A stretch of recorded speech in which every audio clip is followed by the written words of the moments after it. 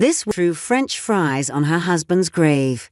Millions laughed and grieved. The Rosenthal's spend Father's Day like most families, with their dad. He and Mark have a fry. Robin Rosenthal told her husband on the holiday a few years ago, then tossed one in his direction. But Mark couldn't catch it. That's because Mark is dead. So not exactly like most families. Robin, sporting a tie-dye t-shirt and a condiment on her face, was throwing the fries on his grave.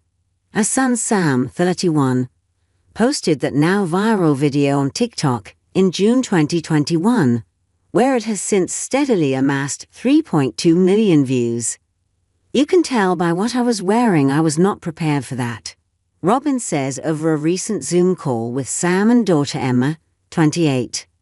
To have that go viral like it has, I'm still super embarrassed about what I look like. But she's not super embarrassed about what they were up to. The family visits Mark's grave regularly and on important occasions and holidays.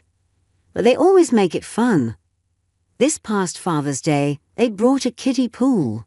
In April, Sam brought his girlfriend to meet his dad and Robin got down on one knee and begged her to be her daughter-in-law.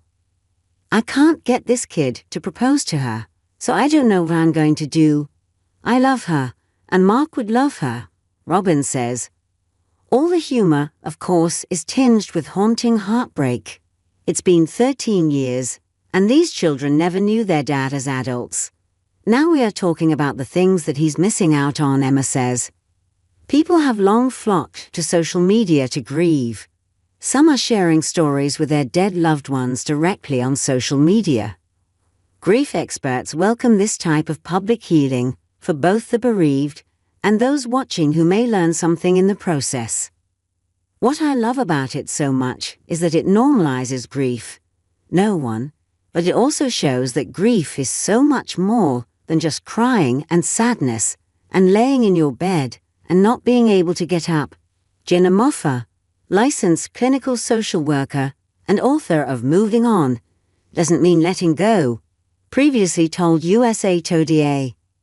It shows that the relationship continues. It shows how a relationship continues. It shows that it doesn't all have to be sadness and upset and despair. As Robin puts it, life is a gift. Mark's gift's over, but we still have ours, and we're going to make the most of it. We find humor.